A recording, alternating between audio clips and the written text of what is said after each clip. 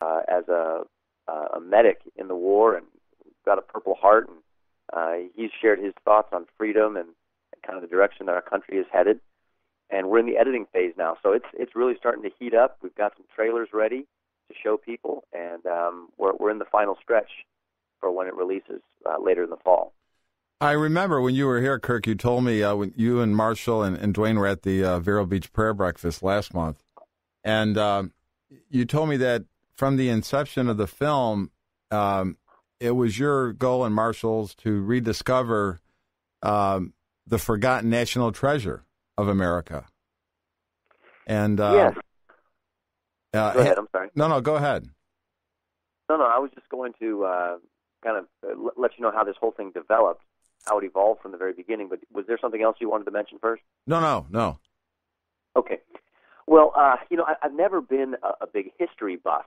History was not what really, floated my boat in school growing up. But as a dad, father of 6 kids, I'm looking at my kids' future, and I'm thinking, man, there couldn't be a better place for them to grow up than America. Or could there?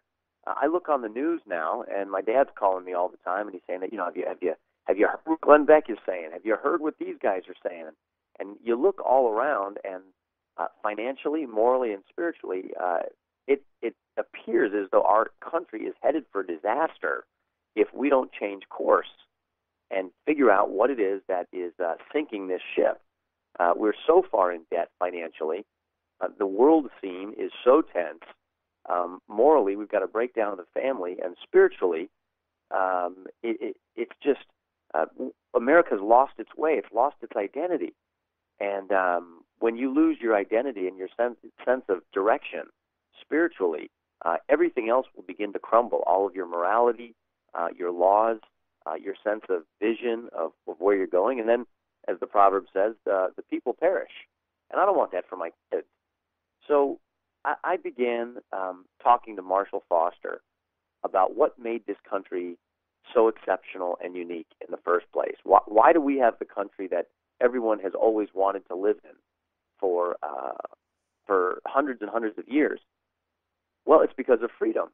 And Marshall told me a story of the real liberators and the freedom fighters that can be traced back thousands of years, and then ultimately all of their efforts culminating in this small little band of people on the Mayflower who came across the Atlantic and founded the world's greatest nation.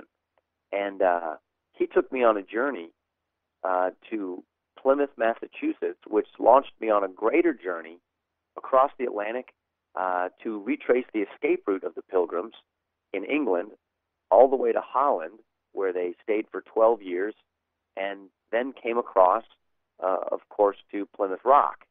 And then from there, I connected the dots between the Pilgrims and our founding fathers in Washington, D.C., Jefferson and Washington and the rest of the guys who signed the Constitution and the men of the Declaration, and put together a story that demonstrates how our forefathers left us a map that will guide us back to the source and foundation of America's freedoms so that we can maintain them for our children, and this nation doesn't go the way of Rome or go the way of other great empires that had greatness in at least prosperity in some sense, not to the degree that America does, but then fell off the cliff because they didn't follow the only true strategy for freedom.